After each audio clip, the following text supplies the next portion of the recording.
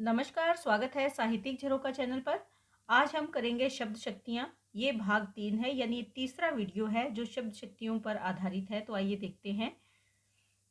आज हम करेंगे लक्षणा शब्द शक्ति। अब से पहले हमने ये जाना कि शब्द शक्ति क्या होती है, उसके बाद अभिधा शब्द शक्ति क्या होती है, और आज हम जानेंगे लक्षणा शब्द शक्ति किसे कहते हैं।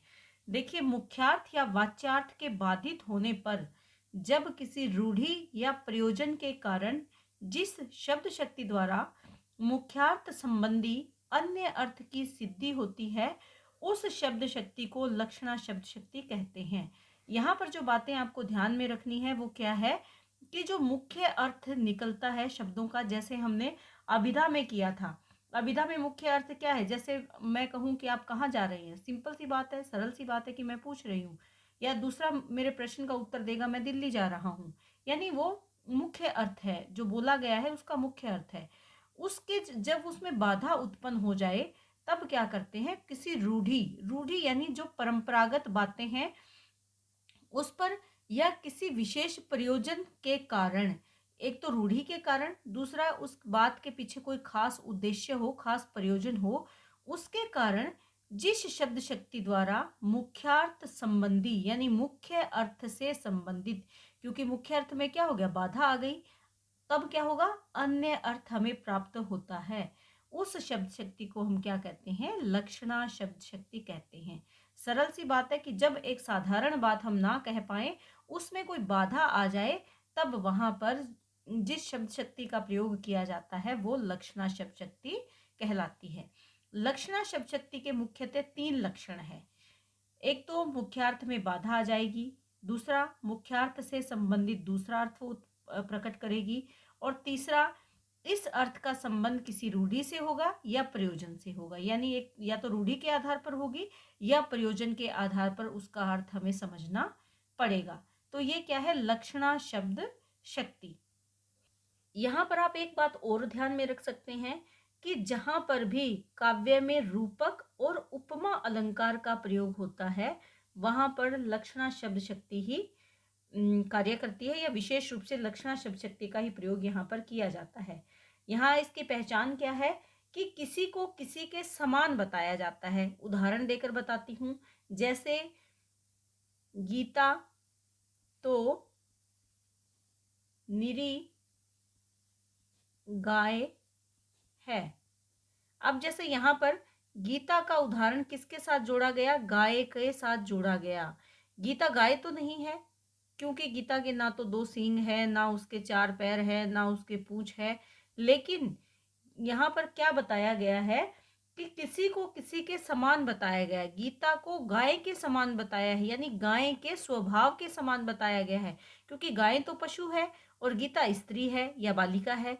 तो यहाँ पर गीता के में गुण नहीं है गाय के, जैसे उसके उसकी शारीरिक बनावट गाय की नहीं है, लेकिन उसकी जो खासियत है उसके स्वभाव की, यानी गाय सरल स्वभाव की होती है तो गीता भी सरल स्वभाव की है। यानी यहाँ पर पहचान कैसे होती है, जहां किसी को किसी के समान बताया जाए वहां पर लक्षणा शब्द शक्ति रहती है। ये बात भी आप ध्यान में रख सकते हैं। इसके बाद है लक्षणा शब्द शक्ति के भेद। देखिए, लक्षणा शब्द शक्ति के मुख्यतः 2 भेद होते हैं। पहला है रूढ़ा लक्षणा और दूसरा है प्रयोजनवती लक्षणा। रूढ़ा लक्षणा कहाँ होती है, जब शब्द प्रचलित परंपरा के अनुसार अर्थ बोध करवाता है, तो वहां पर रूढ़ी या रूढ़ा लक्षणा होती है। जैसे मुख के लिए परंपरा है कि चांद का प्रयोग किया जाता है। मुख कैसा सुंदर है, चांद के जैसा सुंदर है। चरण कैसे हैं, कमल के समान कोमल है। तो ये परंपरागत है, यानी नए ये उपमान नहीं है, नए नए प्रयोग नहीं है। जैसे चांद है, कमल है, या अन्य अनेक, जैसे गाय का उदाहरण दे दिया गया, या फिर इसके साथ ये दे दिया गया कि मोहन तो गधा है। गधा किसका प्रतीक है, मूर्ख का प्रतीक है।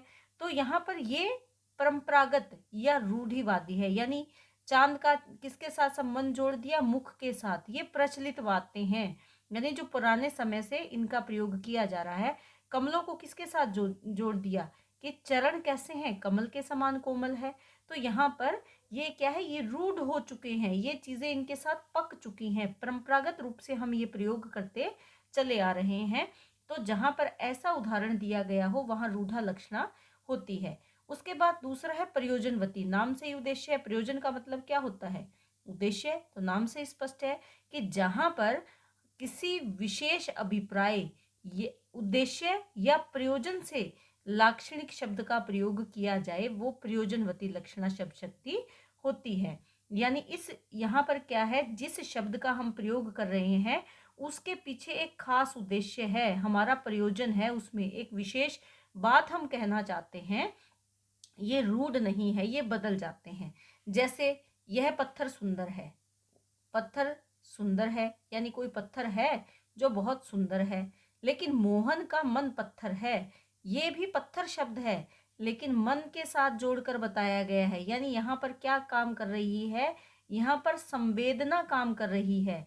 यानी मोहन का मन संवेदनाहीन है, यहाँ पर क्या है, भाव है। तो ये पत्थर शब्द तो वही है जो पत्थर यहाँ प्रयोग किया गया, लेकिन यहाँ इस शब्द का प्रयोग किसी और उद्देश्य से किया गया, यानी मोहन के मन की कठोरता को बताने के लिए इसका प्रयोग किया गया। उसके बाद व्यायाम से तो तुम्हारी भुजाएं पत्थर हो गई है। ऐसा तो नहीं है ना कि किसी ने व्यायाम किया हो, एक्सरसाइज की हो और उसकी जो भुजाएं या बाजुएं हैं वो पत्थर में बदल गई हो, यानी पत्थर के समान कठोर हो गई हैं, शक्तिशाली हो गई हैं। तो यहाँ पर क्या है, उसकी शारीरिक बनावट को बताया गया है, उसकी शारीरिक विशेषता को बताया गया है कि व्यायाम का परिणाम तुम्हें क्या मिला, कि तुम्हारी भुजाएं मजबूत हो गई हैं। शब्द तो एक ही है पत्थर, लेकिन उद्देश्य के अनुसार इसका प्रयोग अलग अलग किया गया है, यानी हर वाक्य में हमारा प्रयोजन अलग है। तो यहाँ पर प्रयोजनवती लक्षणा कार्य कर रही हैं। जो रूढ़ा लक्षणा और प्रयोजनवती लक्षणा है, इनको भी आगे अलग अलग भेदों में बांटा गया है। मुख्यतः रूढ़ा लक्षणा के लिए तो गौणी और शुद्धा लक्षणा का प्रयोग किया जाता है, लेकिन अकेली रूढ़ा लक्षणा से भी ये काम चल सकता है।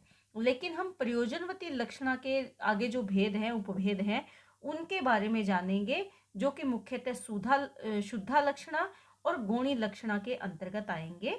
तो वो हम अभी जानेंगे। तो आइए देखते हैं। तो प्रयोजनवती लक्षणा के अगर भेद की बात करें तो इसके मुख्य दो भेद हैं, शुद्धा लक्षणा और दूसरा है गौणी लक्षणा। इनके भी आगे उपभेद किए गए हैं, जिसके बारे में हम जानेंगे। सबसे पहले इसका जो प्रयोजनवती लक्षणा का भेद है वो है शुद्धा लक्षणा। इसके भी आगे दो भेद किए गए हैं, एक है उपादान लक्षणा और दूसरा है लक्षण लक्षणा। देखिए उपादान लक्षणा क्या होती है, जब शब्द अपने मुख्य अर्थ को साथ रखते हुए अन्य अर्थ का बोध कराता है, तब वहां उपादान लक्षणा शब्द शक्ति होती है। यहाँ पर ध्यान में क्या रखना है कि शब्द अपने साथ मुख्य अर्थ को जोड़कर रखता है और लेकिन बोध अन्य अर्थ का करवाता है, तब वहां पर क्या होती है, उपादान लक्षणा शब्द शक्ति। उपादान का मतलब क्या है, अंग। यानी यहाँ पर हमें क्या बताना है, अगर आप इसको ध्यान से समझेंगे कि लक्ष्यार्थ में वाच्यार्थ भी एक अंग के रूप में सम्मिलित रहता है। यानी लक्ष्य हमारा क्या है, अपनी बात कहना, लेकिन जो हमने शब्द प्रयोग किए हैं वो उसमें शामिल रहते हैं। वाच्यार्थ क्या है, जो बोले गए हैं, बोले गए शब्दों का अर्थ उसमें साथ रहता है, ये आपको ध्यान में रखना है। लक्ष्य हमारा है कोई दूसरी बात कहना, लेकिन हम जिन शब्दों का प्रयोग वहां पर कर रहे हैं उसका अर्थ उसके साथ जुड़ा रहता है और अन्य अर्थ का बोध करवाता है। जैसे उदाहरण देखिए कि हाथ पांव बचाकर काम करना, हाथ पांव बचाकर काम करना। मान लीजिए हमारा कोई दोस्त कहीं काम कर रहा है, ये भी मान लो कि कहीं बिल्डिंग बन रही है और वो काम कर रहा है, हम जाकर उसको क्या कहेंगे, अरे भाई अपने हाथ पैर संभाल कर काम करना। इसका मतलब ये तो नहीं है कि वो बाकी शरीर को डाल दे कहीं या बाकी शरीर का ध्यान न दे। इसमें बात तो हाथ और पाँव की गई है, लेकिन मुख्य अर्थ क्या है कि तुम अपना ध्यान रखना, काम करते समय तुम अपना ध्यान रखना। या एक और उदाहरण ले सकते हैं, यहाँ पर दो बंदूकों ने सारी बस लूट ली, दो बंदूकों ने सारी बस लूट ली। अब यहाँ पर अगर हम देखें, दो बंदूकों ने, ऐसा तो नहीं है कि बंदूकें बिना आदमियों के चली हो, यानी सिर्फ दो व्यक्तियों ने सारी बस को ही लूट लिया। दो ही व्यक्ति थे बस को लूटने वाले, दो बंदूकें थी। तो यहाँ पर मुख्य अर्थ, वाच्यार्थ क्या है, बस लूट ली गई है दो व्यक्तियों के द्वारा, लेकिन बोध तो अन्य अर्थ का करवा रहा है। यहाँ दो बंदूकें केवल बंदूकों का प्रतीक नहीं बल्कि व्यक्तियों का प्रतीक है कि केवल दो ही आदमी थे जिन्होंने सारी बस लूट ली थी। तो यहाँ पर जो वाच्यार्थ है वो साथ रहता है, लेकिन प्रतीति अन्य अर्थ की यहाँ पर होती है। ये क्या है? उपादान लक्षणा, यानी दोनों के अंग इसमें जुड़े होते हैं।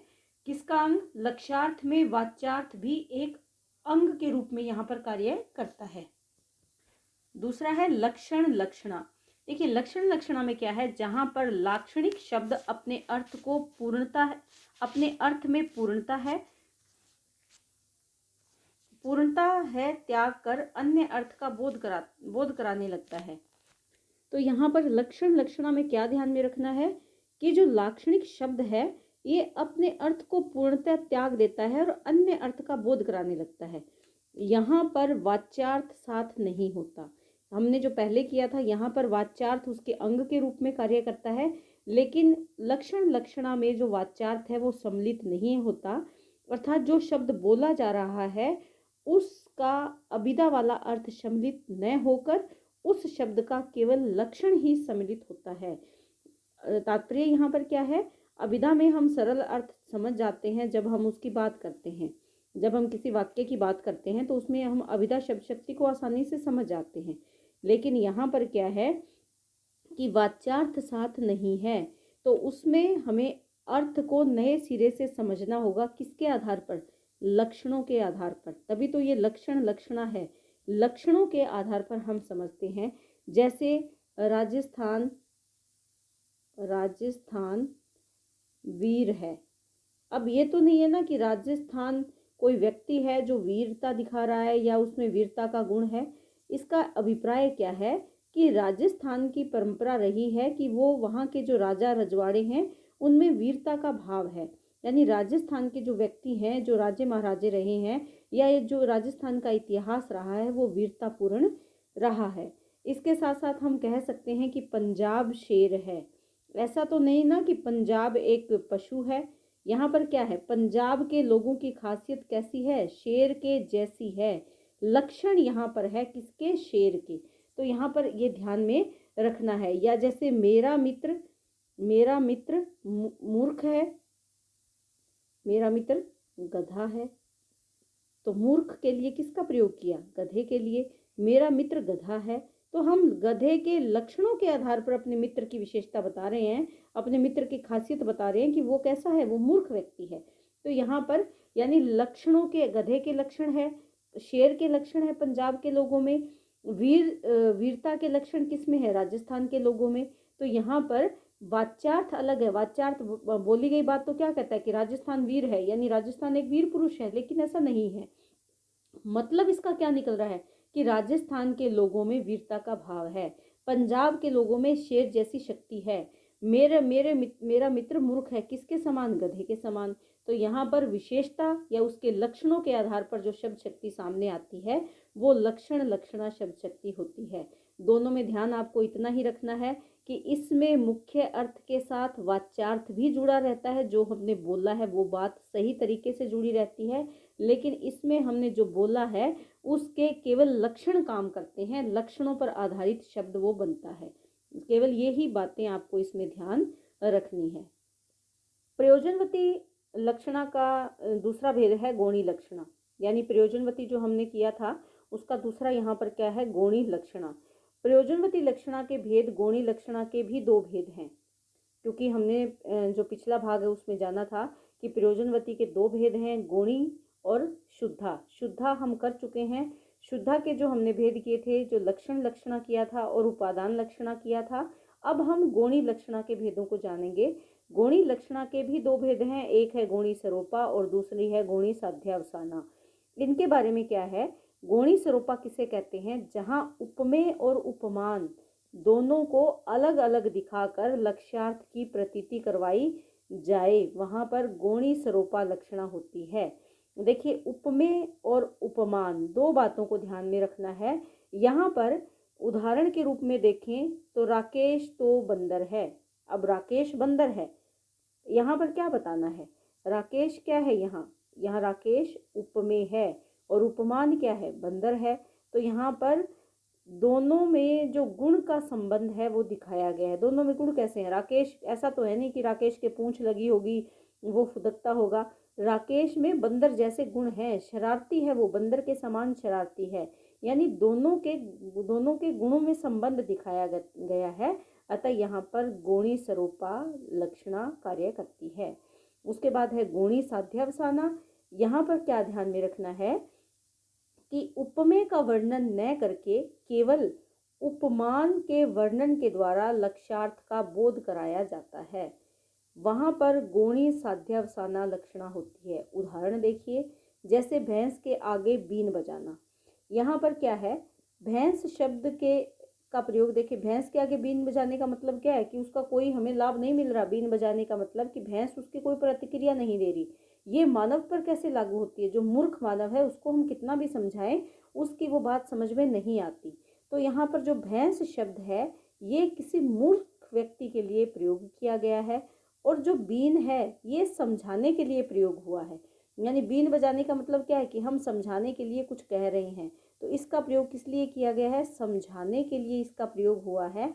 अतः गुण समानता के कारण गोणी साध्यावसाना लक्षणा यहाँ पर शब्द शक्ति का प्रयोग हुआ है। यानी गुणों के समानता बताते हुए एक मूर्ख व्यक्ति भैंस के समान है, और बीन बजाना किसके समान है? समझाने के बराबर है, या उसको समझाने का प्रयास है। तो यहाँ पर कौन सी शब्द शक्ति होगी? गोणी साध्यावसाना शब्द शक्ति होगी। ये भी प्रयोजनवती लक्षणा के अंतर्गत ही है। बस ध्यान क्या रखना है कि यहाँ पर उपमेय और उपमान दोनों का अलग अलग प्रयोग किया जाता है, और फिर दोनों के गुणों की तुलना की जाती है, गुणों की समानता बताई जाती है। यहाँ पर जो ध्यान में क्या रखना है यहाँ पर, कि यहाँ पर उपमेय का वर्णन नहीं किया जाता। यहाँ पर भैंस का वर्णन नहीं किया गया कि भैंस कैसी है, बल्कि सीधा ही बताया गया है कि जो उपमान है उसके वर्णन के द्वारा लक्ष्यार्थ का बोध किया गया है। यानी मूर्ख व्यक्ति को समझाने के लिए कितना ही प्रयास क्यों ना कर लो, वो नहीं समझता, या उसमें समझने की ताकत ही नहीं है। तो आज मैंने आपको बताया कि लक्षणा शब्द शक्ति किसे कहते हैं और उसके कौन कौन से भेद हैं। ये आपको बहुत अच्छे से ध्यान में रखना है, ताकि आने वाले समय में आप इसके बारे में कहीं पर कोई जब भी अगर वेरी शॉर्ट प्रश्न आते हैं, या 2 नंबर का 4 नंबर का प्रश्न आपसे पूछा जाए, तो आप कहीं भी ना घबराएं। क्योंकि ये चीज़ें जो ग्रामर की चीज़ें हैं, या हिंदी व्याकरण की जो हम विषय करते हैं, टॉपिक करते हैं, ये प्रैक्टिस पे डिपेंड करते हैं। अगर आप इनकी बार बार प्रैक्टिस करोगे तो आप इनको आसानी से कर पाओगे, समझ पाओगे। अगर रट्टा लगाकर काम करोगे तो आप इसे भूल जाएंगे। तो इनकी बार बार अभ्यास करें, क्योंकि अभ्यास करत करत अभ्यास थे जड़मती होत सुजान। वही बात है कि बार बार अभ्यास करेंगे तो आप इसे बहुत अच्छे से समझ पाएंगे। उम्मीद करती हूँ कि ये वीडियो आपके लिए उपयोगी सिद्ध हो। बहुत बहुत धन्यवाद।